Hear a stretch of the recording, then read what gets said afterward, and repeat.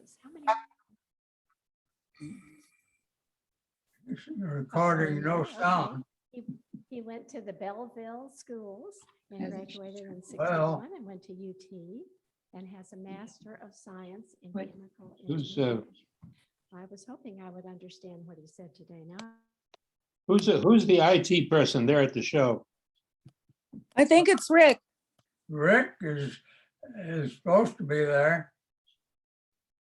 Well, he Because won't- we get no, we're getting no sound at all from Sue. I'm not getting any. I just sent them a note saying louder, please. But I don't know if that I works. was- I saw that, but Where is this she thing? said that apparently she does not hear us Allen either. is President of the Texas. Well, Chemical let's Council, send Rick a note. Which is that. Yeah, go ahead, or you can give him a call. Oh, okay, I'll try. Rick's supposed to be there. Yeah, Oh, he's I think he there. is. I think we saw him there a little while ago. Well, it's just, Science related to climate change for over 30 years. And a natural corollary to this interest has led him to I saw those Air Force. Yeah, it's there. The He's seen it. efforts to reduce greenhouse gases and especially as Sue's reading from the introduction that she had, that was on the introduction to the program. Okay.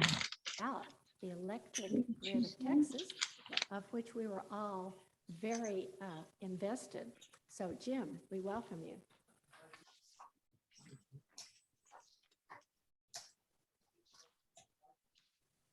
Rick, we could, everybody on Zoom could hardly hear Sue. It needs to be much louder, whoever, when he makes the presentation. Carol. There's no words. Look at that. What more could you ask for? Okay. Now then, let's call up my PowerPoint. That's somebody from the church. That's our keynote speaker, but we're not going to be able to hear him. I just sent the note because Rick didn't answer his phone. You all out there. How could she send it in her computer?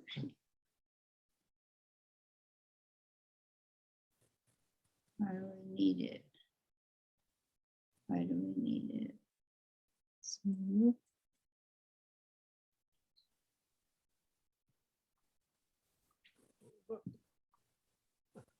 This is going to be about the fundamental part of the talk is about the electric grid. But you can't really talk about that unless you know why it is we're interested in it. And what is the problem? Oh, What is we've the got problem? something here. Monday Huh. has an electrical grid. So when you get into that, the first thing that comes to real fast is it's all about renewable energy and other forms of energy. So I'm going to introduce this thing. I'm gonna get my water. You can bring me a glass of water too while you're there, Okay. while I monitor this. Can you reduce the square a little bit?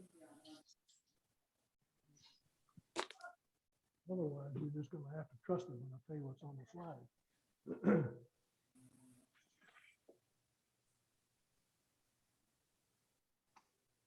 Well, Oh, perfect. All right, while you're doing that. So the issue is, why do we need renewable energy? And the reason is it's about the climate. So we're gonna do a real quick rundown of what's going on there. And then we're gonna talk about what are the options, of which you probably know a little bit about already. And then we're gonna get down into the grid. And we're gonna talk about what's going on in Texas and how come we're so interested in our grid this year. And I always start with this chart because it's, one of those that says 1,000 words. This tells you in one place how come we're interested in this. This is the carbon dioxide in the atmosphere. Over the last 800,000 years, several ice ages, it always wiggles between about 200 and 280 or so across the ice ages. It did that again up until the end of the most recent ice age, which we're at. And it was, in its usual range. And all of a sudden, bang, we're now up well over 400 parts per million. The reason is obvious, we're burning fossil fuels. That's greenhouse gases, and that's what we're concerned about. So the question is, how much climate change has it caused? And Did what you should do we volume? I, So here's a No, I real haven't quick done it. rundown. We're gonna show you what's happened with respect to temperature, sea level, hurricanes, tornadoes, and droughts. This is from the Greenland ice sheet data, where they drill down and get ice sheets, so we know the temperature. This is now about 12,000 years ago.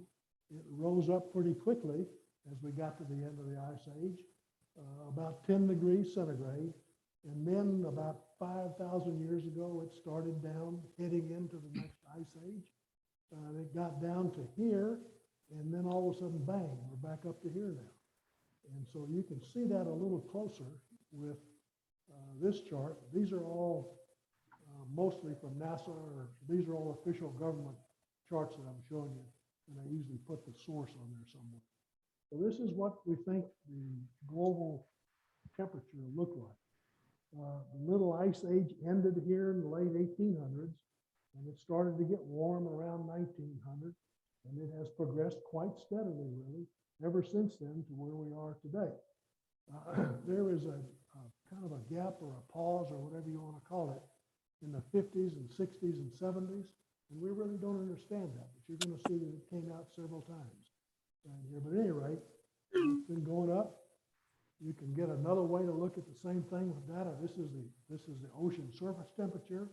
It wants to be in equilibrium with the atmosphere, and it is pretty much. We've got good data on this. It started about end of the little ice age, starts to warm up about 1900, and really quite steadily all the way through today. This is a little more recent time. We've got satellites. Oh, this is the sea level. I'm sorry, this is sea level. And the same story, little ice age, sea level drops to about 1860. The sea level starts to rise.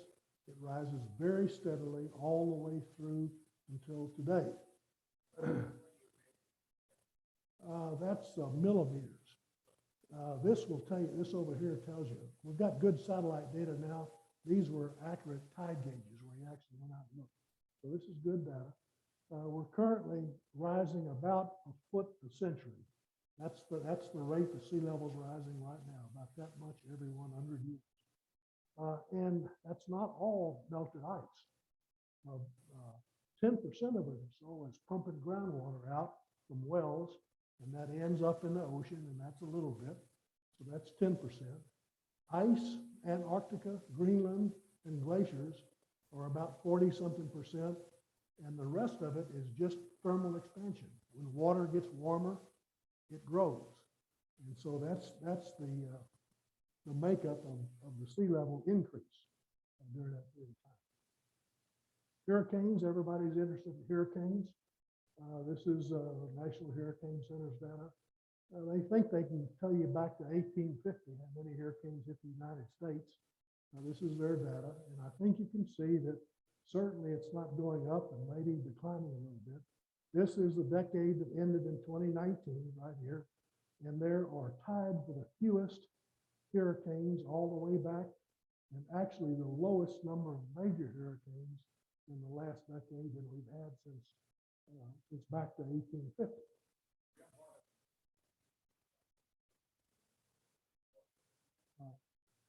That's an opinion. This is the data. Same thing with tornadoes. We have good data going back to the 50s on tornadoes. This is the strong tornadoes, the F3 plus. And the same story, it's trending down. And your question is the same, and my answer is the same. Here's the data. Now, this is not a good day to be showing you a chart about heat waves because everybody's talking about it. But here's the data. This is, again, the EPA and NOAA data going back to 1890. They've got an index that they measure the number of heat waves. You can clearly see that period during the 1930s that really spiked up. You can also see that little pause that I talked about there in the 60s and 70s. And there we are today. And I think you should say there's probably not a whole lot of change in the number of heat waves that we've been having over that period of time. Are we gonna have a lot of droughts or too wet? So far, the answer is there's not much change. This is another index, Palmer Drought Severity Index. Up here, it's wetter than normal. Up here, it's down here, it's drier than normal. and we wiggled around, and we're currently up here in a little bit wetter than normal stage. And I'm sure we'll go back to the lower stage, but basically no change in this drought business. Tom? This is the United States right here. Yeah, there are other data that the world looks like that too, but this is the United States. We've got the best data in this country anywhere in the world. Yeah, if you want, one of the things that a good meteorologist will tell you is you never look at what happened this year or last year. You got to wait a decade or two before you're really able to look at the data and say that's a change in climate. And so when we complain about last year or this year, we really can't project that to mean a long term. Wildfires are big in the news right now. I just thought I'd show you the U.S. Fire Agency's data. And I'd say that's probably trending down. It's 2021. That's the number of wildfires in the United States. Yeah, and you got more news, and there's a lot of people hyping the news, and you got all that stuff. But there's the official data on wildfires. Okay, here's a summary. Yes, it's getting warmer. Global warming is real. Yes, the ice is melting, and the ocean is rising. And there is no sign of increased severe weather events. And I say yet, because there's a lot of scientists and other people that are saying it's very possible that it might happen in the future. And so the answer is, if you're smart, you need to start taking some action, try to avoid that possibility in the future. But it's not, the world isn't coming into an end tomorrow. So let's go on to renewable energy. We got energy for vehicles, and we've got electricity. The vehicles we're not going to spend much time talking about, because the renewable piece is we grow corn, we make ethanol, we put it in gas, we raise palm trees, we make biodiesel out of palm oil. Both those are bad for the environment, but we're doing it. A second, George. And but ultimately, we're going to move to electric cars, and so we don't. This is going to take care of itself. George, question.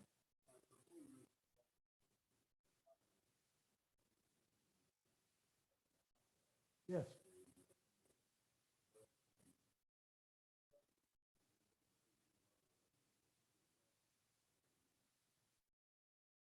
If you go back to that temperature chart where it is rising, they've done a lot of lab experiments, and the experiments show that if you double the amount of carbon dioxide in the atmosphere, the temperature should go up something like 4 degrees C. And it's been going up. We're, I think, 40% higher now.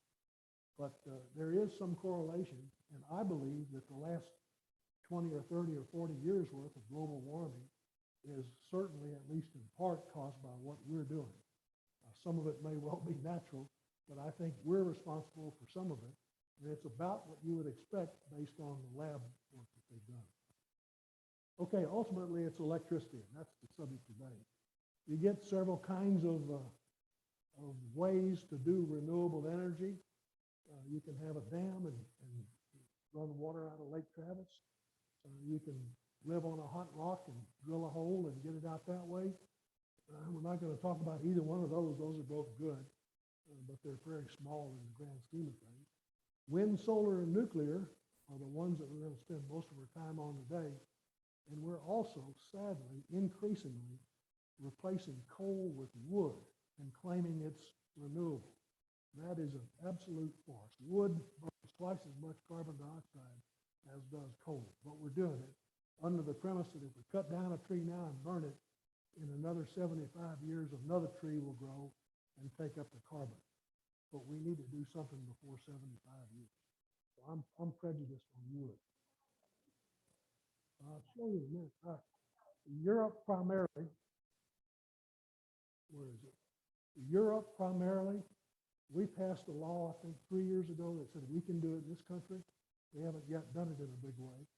But Europe is rapidly taking the coal plants, converting them to wood, and claiming success. The wood is coming mostly from Russia and the southeastern United States. That's where the wood comes from. Okay, here let's get into the renewables. This technology has been around for a long time. There's nothing fancy here, except it's really big. This is an actual picture, and there's two guys working on top of one of those wind turbines, and they're absolutely huge. And once you put them in, they're big and they can make a fair amount of electricity. And we've put a lot of them in. Solar is magic. You take two different kinds of semiconductors, you glue them together, and you put them out in the sunshine, and it generates electricity. It's just magic, but it works. And you can live out in West Texas where there's no power lines, and you can get an automatic gate opener out there by putting a little solar panel on and opens your gate. Or you can put them on the roof of your house, heat your water, maybe even run your air conditioner if you put enough of them on there. Or you can pave over thousands and thousands of acres with solar panels and make enough electricity to add to the grid. A little bit more about that later, but that's solar. Yeah.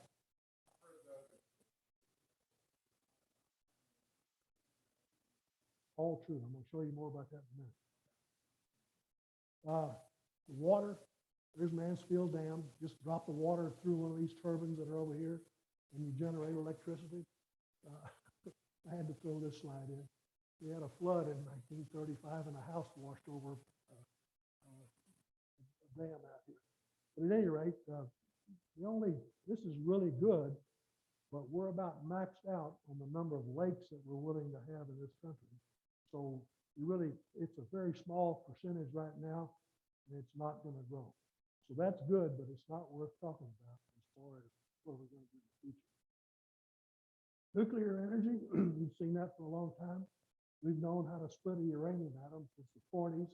You hit it with a neutron, it splits into two smaller atoms and shoots out two more neutrons to sustain the chain reaction, and it makes electricity, and it makes heat.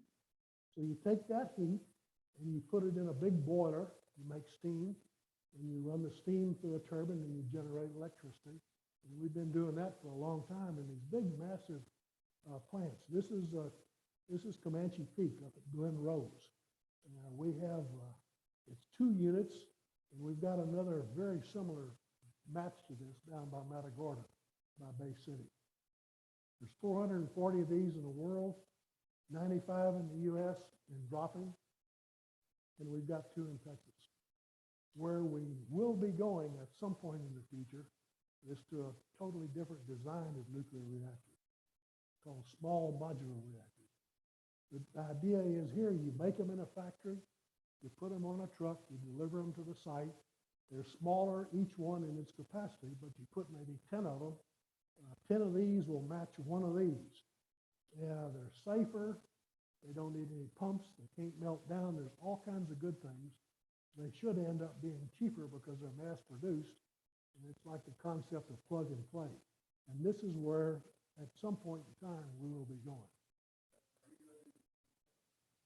No, I'll talk about that in a minute. Okay, here's the land perspective. The red numbers here are the number of megawatts, which is a unit of power that each of these places are generating. So here's the South Texas nuclear project. That's the other one in Texas. It's a factory on a big lake, and it generates 2,500 megawatts. This is the biggest solar, grid scale solar we have in Texas, up east of Dallas, called Samson Solar. It's not even done yet. It's going to be done next year, but it will cover 7,000 acres, completely covered with panels. And once it gets up and running, it will give us 312 megawatts. It's up east of Dallas. This is a Google Earth image of a wind farm called Buffalo Gap. That red line is 5 miles long, just to give you a perspective. And you can see the little white dots that are going along there. Each one of those white dots is one of those windmills, and the line between them are the roads to get to them.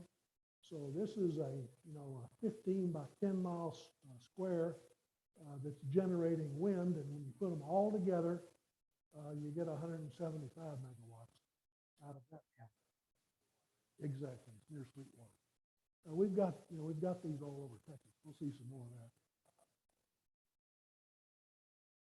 500 megawatts, what will that run? Will it run a city or a small community? Yeah, or- 2,500 megawatts is quite a bit.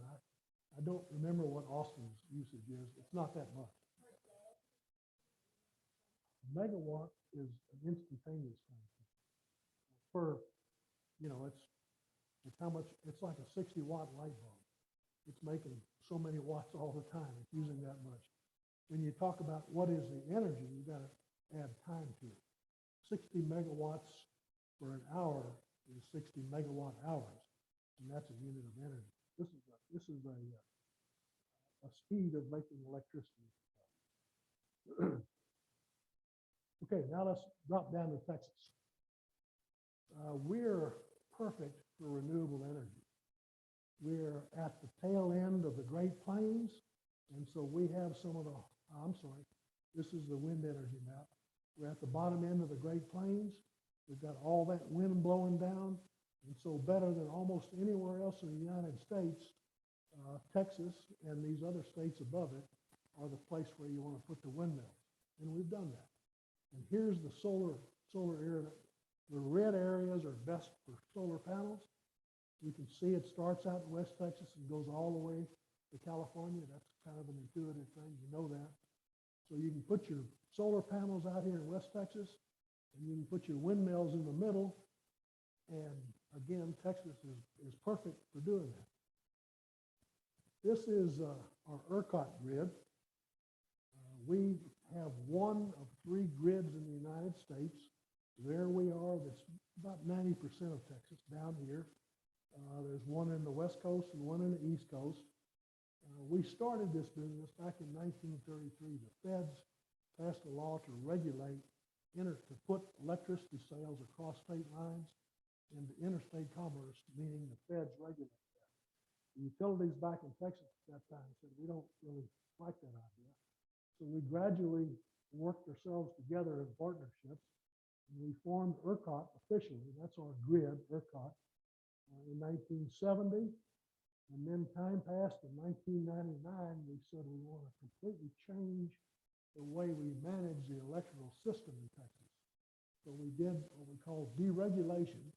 We took everything in ERCOT, put it together, and then split it up into 3 groups. So we have one piece of that that's all the generators. We have another piece that's the distribution, the wire system. And then we've got another piece that deals just with selling electricity. So this is the system that we've had in place since 1999.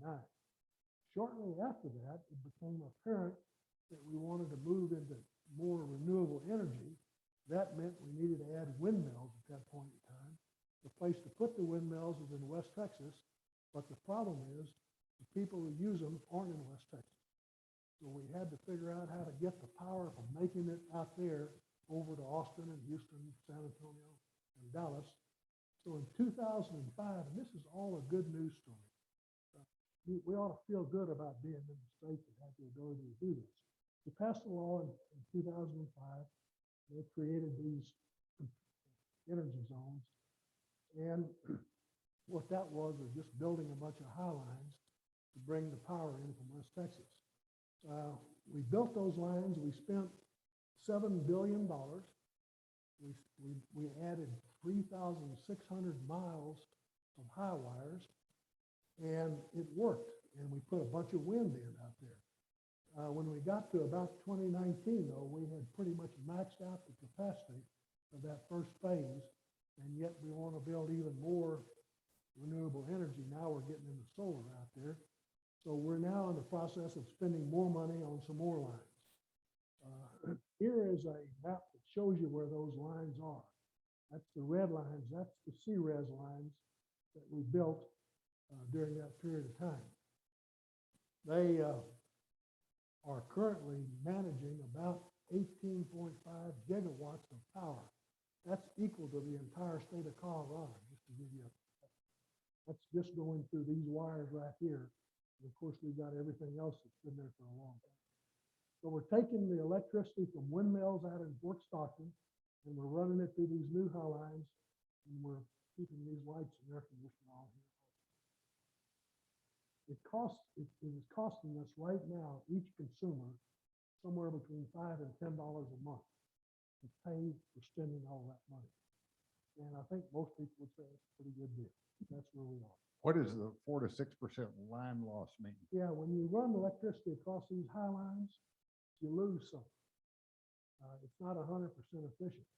And that's about, let's say 5% is what we lose in all these lines. The point there is, one, you lose some, and two, you can't have, you can't send it from California to New York because it won't get there. It's too far. You lose it all.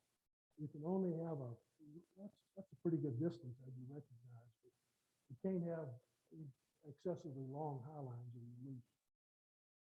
Yeah.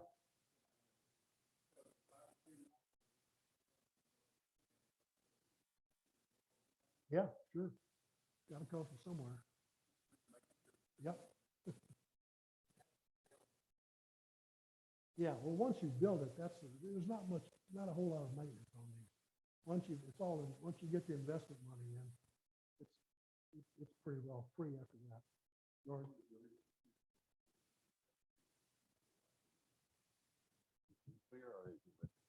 We'll look at that. Hold that question. Usually come up with that. We want to know which one is the cheapest to build. We'll talk about that. Yeah. So here's a success chart for Texas. This is ERCOT, which is like 90% of Texas. And what it shows you is what we've done since 2007 to roughly now. And it shows you that as we have built windmills, that's the percentage of the total power that we use that come from wind. What that has allowed us to do is cut down on coal. And that's what you want to do if you're going to try to help the greenhouse gas emissions. So we've been successful in that. And we're far and away the best state in the United States. We're number one by far. We were 25% of the country's total, and we're more than that now, and it's only growing. So we have a huge success story to tell about the switching of wind for coal, basically. Half of coal. There is some, but it's half of coal. So your move is to move away from coal as fast as you can. I'll show you in a minute, you're gonna have to have that for a while yet. And ultimately you want to go there really. That's the rest of the story. Now, let's see. Yeah. So renewable energy is really good, but there are some problems. It's not a bed of roses, and there's some significant challenges. We got a good look at that last February, a year ago. This is a chart, they call them capacity factors, but basically it's what percentage of the capacity of these different types can you expect to get? If you're solar, it only works during the day, obviously, when the sun's shining, and the sun doesn't shine every day. And so if you average it out over a year, solar is only 25% efficient. There's not much way to get around that. It's better in the summer because the days are longer. You get a little more sun in the summertime. Wind, thank goodness, is fairly consistent throughout the year, but the wind doesn't always blow 50 miles an hour either. And when it's a lot less than that, or when it's not blowing, you're not making anything. So there's some 35% there. If you have a nuclear reactor, you just turn it on and it runs. And by choice, you might shut it down a couple of times a year to do maintenance or something. But fundamentally, that particular kind of a generator is always there, almost always, and it's giving you 100% of capacity when it's on. Natural gas is even better than that. Now, here we're going to get into the grid stuff. This is the big freeze. This is data from ERCOT. This is what happened February of last year. And I'll walk you through this, but I want to start over here on this side of the chart because that is typically what it looks like in our grid. The bottom is nuclear. Our 4 nuclear units, 2 plants, they just are turned on and they run wide open and they just sit there and run and give you that much electricity. And then we take every bit of wind and solar, wind in the kind of brown and solar in the gold, we take all of that we can get whatever we've got in terms of capacity, whatever it will give us, we take it. And you can see there's a couple of pretty good days here, February the 4th and February the 8th. Wind was making more than half of the electricity we needed. You know, that's wonderful, but it's not always there. And then we have to make this much because that's how much we need. And so you make up the difference with coal and natural gas. Fortunately, we have enough capacity to do that. Now, on February the 9th, a year ago, the northern hit. And it got calm and it got cloudy. And so here we are running along. Oh yeah, we turned up our thermostats because it was cold. So we used more electricity. That's why this is going up. It was calm, so the wind cut way back, and it was cloudy, so solar almost disappeared. Fortunate, and we turned our coal plants on wide open. So that's all the coal capacity we had. And fortunately, we had a lot of natural gas capacity, and we made up the difference with natural gas. And everything was going real good until 1 o'clock in the morning on February the 15th. The blizzard really hit, and things went to hell in a handcart, in several handcarts. And I'll tell you more about that later. But it really got cold, and our grid collapsed, and you all know what happened. Yeah. Yes, there were some of those. There were plants that were down for maintenance in the wintertime. By design, we didn't expect that blizzard, but there were some down that couldn't run. They were natural gas and I think one coal plant. All the wind and solar was doing all it could. All right, the answer, a lot of people say, well, let's just put in batteries. That batteries will take care of that difference. And the answer is maybe, if we're lucky, 2 or 3 decades. It won't do it right now. I'll give you a couple of examples of why I say that. This is the world's largest battery factory. That's Tesla's Gigafactory out of Nevada, where they're making batteries for all the cars. If the city of Austin contracted with Tesla to buy every battery they could put out in a full year's time, and somewhere installed them around here, it would run the city of Austin for 16 hours. It's not enough.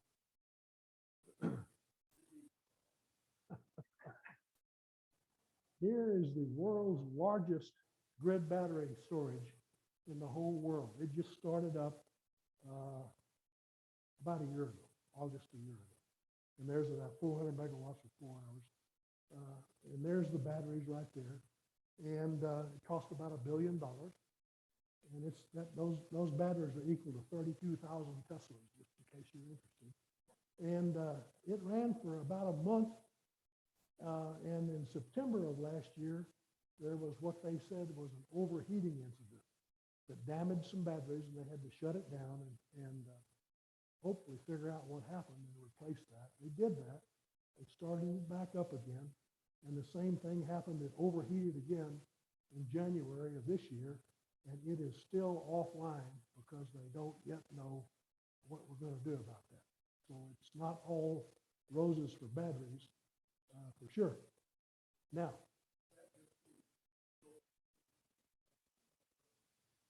well, yeah, some of that. They say really, the only role a battery actually plays these days is it helps very short term, maybe an hour's worth, when you have an unexpected shutdown until you can get the rest of the grid balanced out.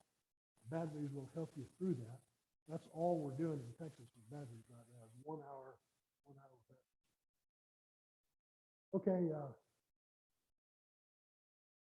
these things have a lot of energy. And you remember when cell phones first came out, you remember the little video you saw of the guy in the airport and his iPhone starts calling fire and he's jumping around trying to take his pants off to get the fire out. Well, that was, that happened and still does. And it gets on a bigger scale. Here's a Tesla thing in Australia that they sent out. It caught fire last year. And then just a couple of months ago, you might remember from the news, there was a ship crossing the Atlantic carrying a bunch of electric vehicles. The batteries in those vehicles caught on fire and the ship sank. I want to say the instance is very rare. I don't want to use scare tactics to tell you that battery is no good. But if you're going to be a realist, you have to understand that there is a huge amount of energy involved in it. For example, you remember when we were at war in Afghanistan, we were bombing those guys, bad guys in the caves over there. We used this mother of all bombs, Moab. And there's a picture of it, and it worked. It went down and knocked the caves out. Moss Landing, when it's fully charged, has an energy equivalent of 170 of these things sitting right there. And so you don't want that to get out of control. All right, this is probably the single most important chart in this whole talk. And it is the chart that shows you February the 15th, 1 day worth of that outage last year. This is February the 15th, that's midnight to midnight across February the 15th. We started off, everything was, well, it was a little tight, but we were making it. We were producing enough power at midnight on that morning to match the demand that we had. That's when the blizzard hit. We lost a coal plant, we lost a nuclear plant, the blades on the windmill started to ice up, the natural gas wells froze and it shut down the supply of gas. And so we didn't have enough to run our generators on that. And it was a catastrophe and things really got bad in a hurry. And so we kept making as much as we could with what we had left, but it just wasn't enough. So you all remember being out of power as that day went on, and actually it went another 2 days before we finally got back again. So if you just calculate how much electricity we wanted to have made on that day, I just drew a straight line across the top here. It probably would have went up because of the blizzard, but if you say, all right, if we could have held here, we'd have been better off. And if you look at how much we didn't make, which I call a deficit, it's 370 gigawatts of curtailed demand. And so we would have had to have 230 of those Moss Landing battery plants I just showed you in Texas to have made it through that 1 day, and then we had 2 more to go through. And so the point I want to leave you with is, despite what you might hear, batteries are simply not sufficient to avoid big-time grid outages. And they won't be until we have a technology breakthrough, if that happens. And so if you want a stable grid, you must have some kind of a reliable backup for those renewable energy sources that are down at some point in time. And that can either be coal and nuclear. You don't like coal. We don't like nuclear either as far as that goes. Or it could be natural gas. So we don't really like that. But those are your only 3 choices. There's no other choices if you want a stable grid. We have an available solution, and here's my, in case you haven't figured it out, I have opinions, so I'm going to try to lay them out for you.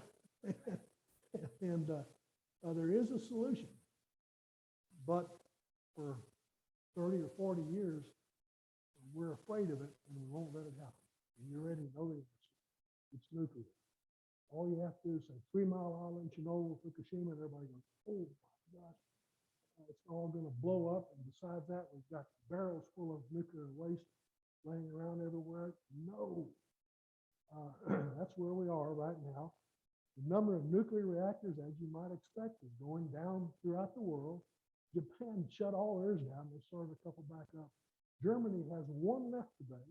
They've said it's going to go down this year, and now they're backing up because they can't get the gas from Russia.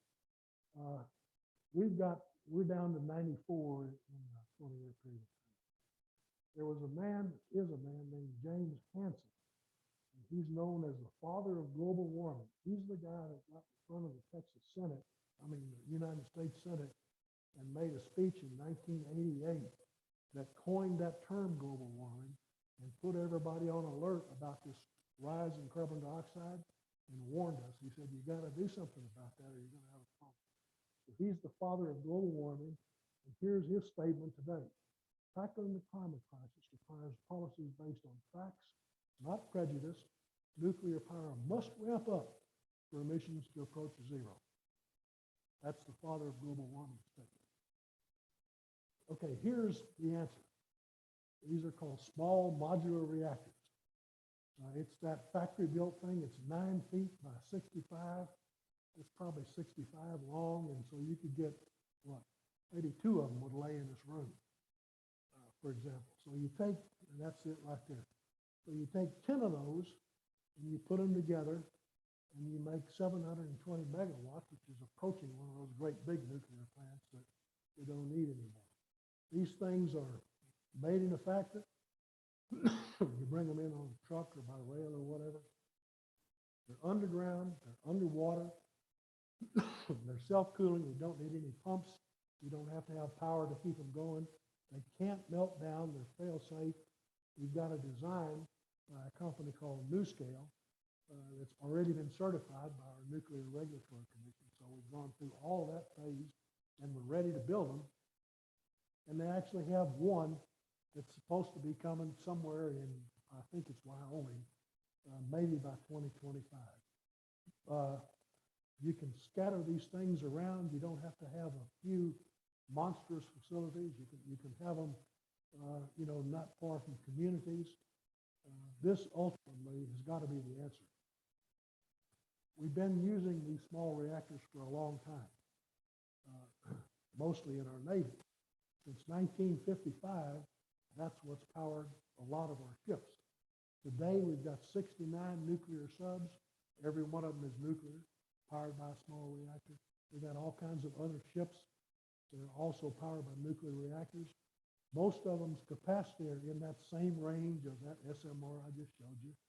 And they have an absolutely outstanding safety record. There has been no problems since 1955 with what we've already done with nuclear reactors. George? Yeah, right. Yeah, but there's some of them there in the subs. Okay, here's my perspective on the waste disposal issue. We've got 60 years worth of nuclear waste since we started this stuff, including the Navy stuff. And at some point in time, we're going to have to do something with that. It's all in temporary storage all around. And how much of it do we have? Somebody's calculated. We got 1 football field 10 yards deep worth of this stuff right now. Now, not even a dedicated Texas Longhorn is going to wish that on his Aggie field. So we do not want to put it in Kyle Field.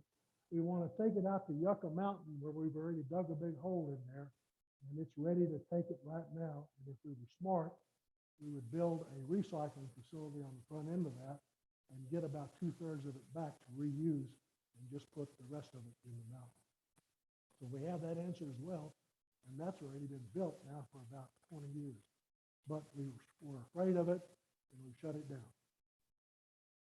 You all know the growing pains. China is, everybody's raising their coal production because we're in trouble right now. Europe is in a big tizzy about their energy supply with natural gas, with this Russia-Ukraine issue. These are Germany's prices before all this stuff started this year.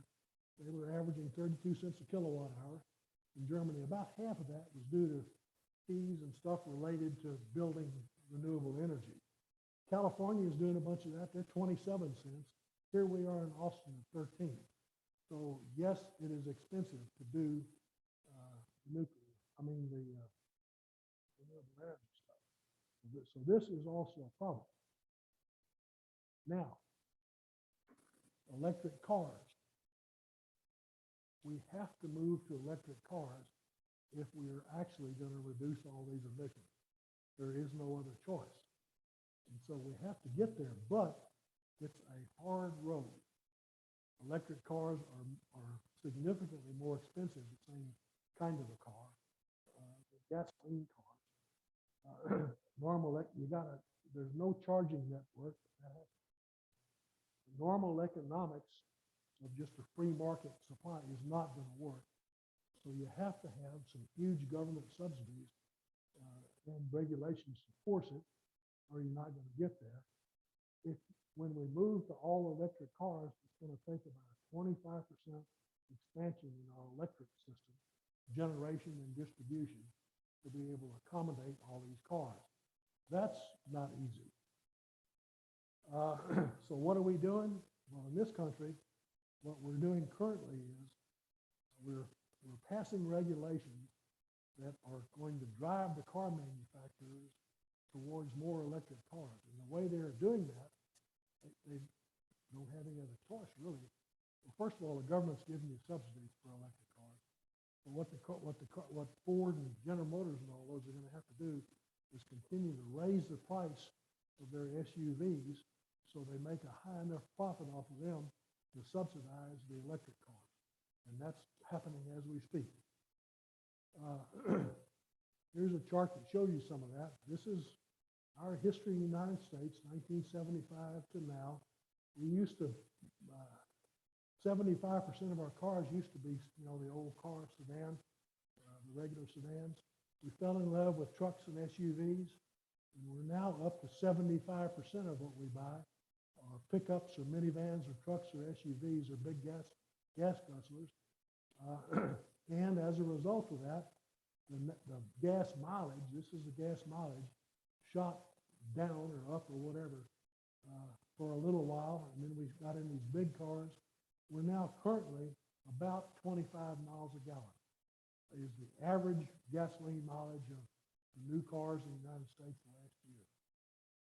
We just passed a law earlier this year, a regulation that said we will be at 49 miles a gallon, 2026. That's what, 4 years away. And in order to get there, it will require that we sell more than 50% of the cars as electric vehicles in 4 years. Our Department of Energy says you can't do it. I don't think you can either. I think that's completely an aspirational goal, which feels good and may be good to have, but it is completely unachievable. We don't have the electricity to handle that. We don't have the charging network to support it, and we don't know how we're going to pay for these things. But that is our current goal, 49 miles a gallon by 20. So the carrot approach hasn't worked very well so far. And if we're going to get there, we're going to have a stick. So what kind of a stick do we want? How are we going to do that? What's Uncle Sam going to tell us that we have to do? And there's an even, in my opinion, an even more important question, and that is, what about China and what about India? Are we going to hit our economy and not theirs? I don't have an answer to that, but I do believe that's a significant question. So let's look at what's going on. This is the carbon dioxide, greenhouse gas emissions expressed as carbon dioxide since 1960. So here's the United States. We were increasing our emissions all the way up until about 2005. And then we started to get serious. And we've had a reduction. It dipped the COVID year, 2020, back up 2021. And we have a goal that says by 2030, we want to be down 50% from 2005. That's our goal for 2030. In Europe, they're a little ahead of us, actually. They started a little sooner, and they are now down to this level, and they have the same goal expressed. They want to be down 55% from 1990. So those are your United States and Europe. If you look at the rest of the world, here's China. It started a huge economic engine going back in the 1990s. They're now over twice the United States emissions. India just passed Europe this past year. These two are going way up. China says we're going to peak somewhere in 2030, but we don't know how high it's going to be when we peak. India has said we're just going to keep going up, and if you give us enough money to buy renewable energy, we'll install it, and it might slow it down a little bit. So that's what India has said. China has said we're going to have a goal of net zero. That's what everybody wants to have. Net zero in 2060. We in Europe have said we're going to have net zero in 2050. So that's a net zero carbon dioxide. So those are basically aspirational goals. It's going to be hard to do. Here's another one of my opinion charts. I call it the doing dumb stuff chart. Burning wood for electricity, I've already told you about. That, by the way, the EU thing, they're sitting here. 60% of that reduction is wood. It's not real. They count it as zero, and that's how they get that reduction. We still do. We grow corn and we make ethanol, put 10% in our gas. And that made a lot of sense 20 or 30 years ago because we were importing half of the oil we use, and this displaced some imported energy. Makes no sense whatsoever now. It is only a political system from the government. It's not good for the environment. It never has been. The same thing, we're deforesting the Amazon as fast as we can cut the trees down so we can make more soybeans. That doesn't make sense. Over in Indonesia and parts of Africa, we're cutting the forest down to plant palm trees because you can take make palm oil out of it. That's biodiesel. You can run diesel cars. Dumb stuff. Okay, here's the net zero challenge. We're here at 2021. In 2021, since 05, that's 16 years, we have reduced 11%. Our goal is in the next 9 years to go 4 times that much. So our goal is 50% in 2030. And then we talk about the net zero challenge, and that is a real stretch. The Department of Energy says we can't do it. This is the official current DOE chart. Vehicles, with the policies that we have in effect right now, we will be, they predict, at 30% EVs by 2050. In terms of electricity, they say that we will be 36% wind and solar by 2050. And that's far from net zero. So those are the official predictions. Now I want you to meet a good friend of mine. It's the Grinch who questioned solar. And the reason he questioned solar is because of this picture. This is it's an actual picture of a solar farm that's just beginning to build in California. As of this year, they have phase 1 in operation.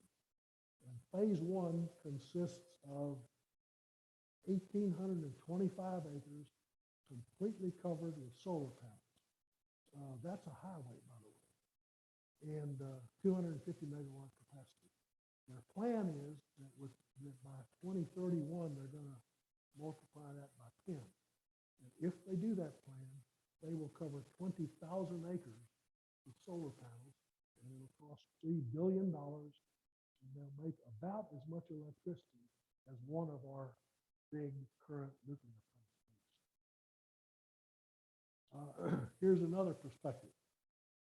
If you wanted to, in Texas, if we wanted to produce all of the power for the United States with solar panels, the first thing we would do is cover the entire Texas panhandle with solar panels. And yeah, if you're in Amarillo, you may not like the idea. But if you did that, you could cover the entire United States on a sunny afternoon. But you couldn't cover them at night. And you can't cover them when it's a cloudy day. So if you wanted to cover that, you got to extend your thing by a factor of 4 and get down to about a third of the state of Texas covered over the solar panels. And in addition to that, you'd have to have one humongous big battery to be able to get you through those periods. I question solar. This is the grid scale solar dilemma. Uses too much land, costs too much, intermittent. You got to have batteries or something that we don't have. We don't know how to recycle the time. 10 years. Maybe 15. If they go back, something has to be done. Okay, here, just about to the end. You recognize the temperature chart. We all know that it's hotter the further south you get, the hotter it is. International governing body on climate, IPCC, this big goal, you've all read about it. We don't want to go more than 2 degrees C from the beginning of the Industrial Revolution until wherever we're going. We don't want to go any more than 2 degrees centigrade. That's what all this machination that we're doing now is about, trying to prevent exceeding that 2 degrees. So here's the perspective. If you don't like 2 degrees centigrade, move to Dallas, because it's 2 degrees cooler in Dallas than Austin. Or you can stay in Austin, you can go green and go nuclear, you can buy an EV, and you will have to build some more natural gas and wind generators, plus you're going to have to add some of those SMRs where you're not going to be able to. Thank you. Question?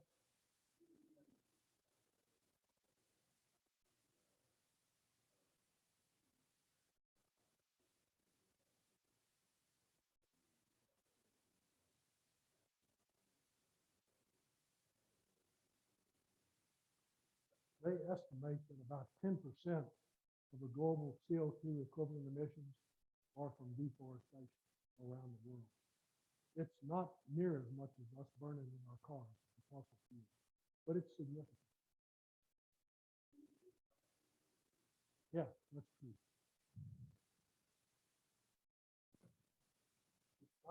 It's not a gloom and doom story.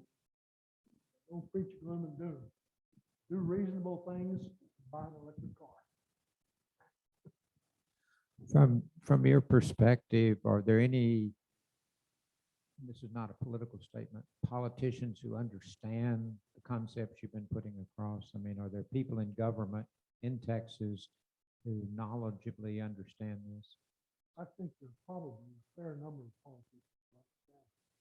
I also think that not a single one of them will ever think this today, because they'll be immediately voted. We, the people, are not ready for this. We've got to get our minds around it. Then the politicians will follow. There are a lot of environmentalists who are beginning to preach this message. It's been within the last less than 5 years. There's several very prominent environmental scientists who are saying we got to go nuclear. And we start a fund to put you on the road? I'm not expecting any rotten eggs Yeah. on this crowd. Thank you. Other Thank- crowds will yeah. give me some. Thank you, thank you. George has a question. Counterproductive. They like the use of oil and coal, which they produce, and they got the money to buy the vote, to put the right, to put the winner, people they want, you know, That's the world we live in. has been for a long time. I drove a Suburban up to 3 years ago. So, you know.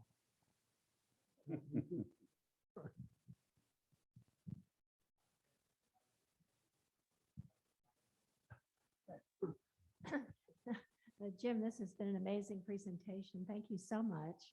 I think we have a question from Oh, we have a Arnie. question. Arnie, do you have a Go question? ahead. Okay, anybody else on Zoom have a question? Okay, I know you weren't touching on the subject of overpopulation, but it seems that's contributing to all of this. Of course, we're 9 billion people, 7 billion, we're going to 9, Yeah. that's the wrong direction. Whole separate discussion. What would it take to reduce the cost of the electric vehicles? Because I'm guessing maybe 20% of our population can afford an electric vehicle right now. Probably less than that. About a third to getting close to that, more like a third of the cost of an EV is the battery. So it's all about batteries. It's all about lithium and cobalt.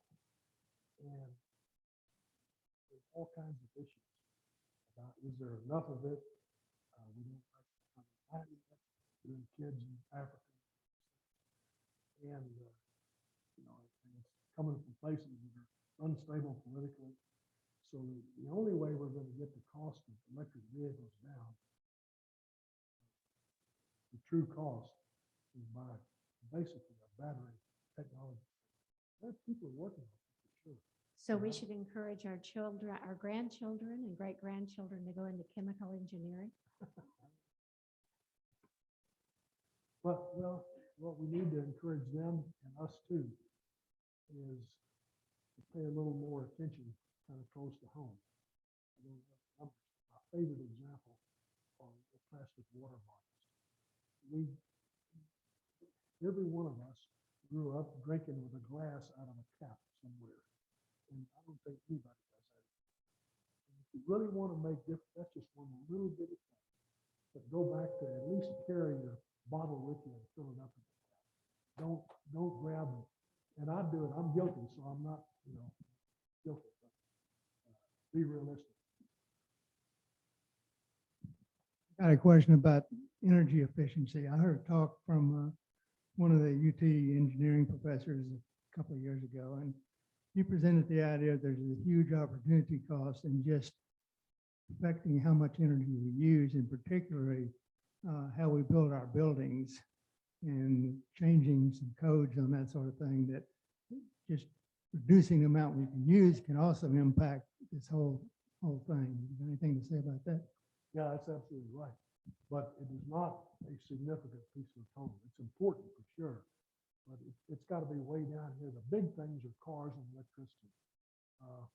Buildings, the biggest issue of buildings is how are you going to not make them out of concrete and steel? Making the concrete is like 5% of the global emissions just to make concrete. And we don't have a good way to do that. It takes fossil fuels to do that. So those are the big issues with buildings. Putting more insulation in the walls. I guess we're all doing double pane glass now. Those things, those are, and, design of buildings, those are all good things.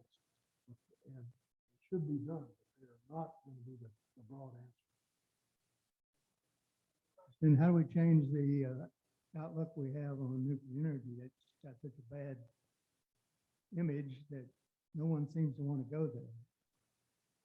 I don't have an answer for that, although I do have a little encouragement in that you're starting to hear a few politicians at least mention France 2 years ago got on this. They make 75% of their electricity with nuclear power right now, far more than anybody else. And they got all caught up in this, oh, that's no good, we got to shut it all down, like Germany said. And they were announcing shutdowns. Macron last year said, wait a minute, we can't do that. And so now if you look at France's projection about futures, they specifically say we need to do that. Canada is saying the same thing. So you're beginning to see some swell of public opinion.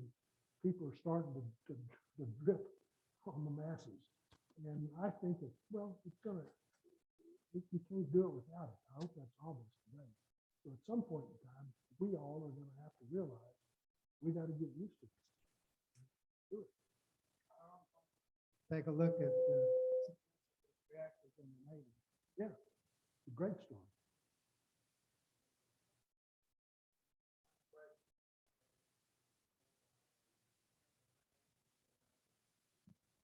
Yes, English, okay. What you put up with regard to China and India. And we were in China 4 years ago.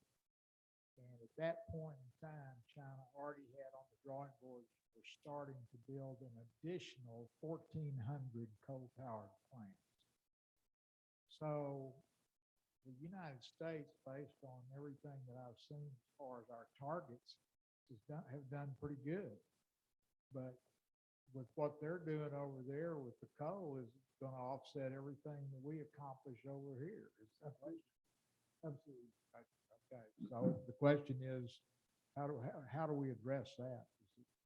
I don't have an Politically? answer.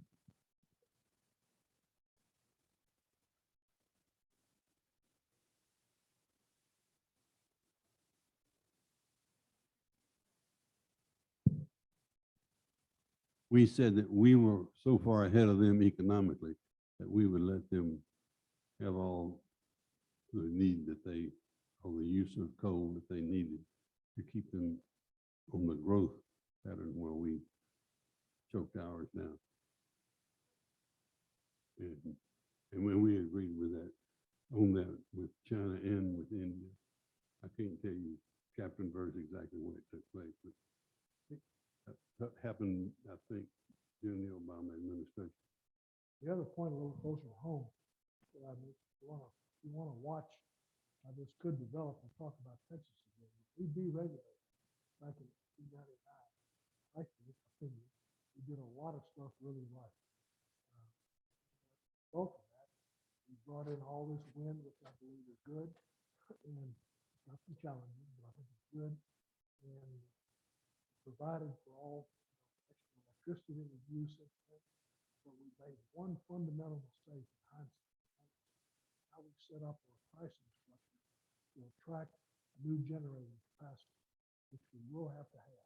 We didn't throw in federally subsidized windmills. We quit that this year. Now we're throwing in a bunch of solar federally subsidized. Hope you can see you can't do that forever because of grid. So we have to be able to figure out how we can incentivize, or whatever the words are, to have private industry build either small nuclear reactors or, in the meantime, more natural gas generation. And right now, nobody is willing to buy nuclear. If you're a natural gas guy, you're going to look at the same, which is we're getting out of gas as fast as we can go.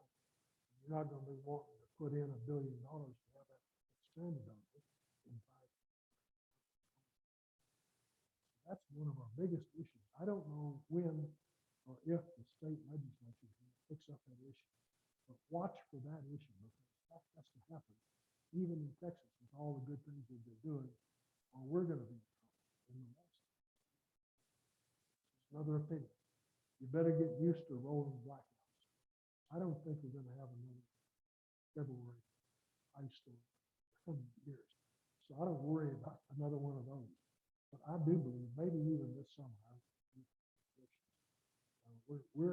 when it gets to be a cloudy, calm day this summer, and everybody's got their air conditioning jacket, I wouldn't be surprised to see these rolling blackouts. So I'm saying, just get used to that. It's going to be with us for a while. Thank you.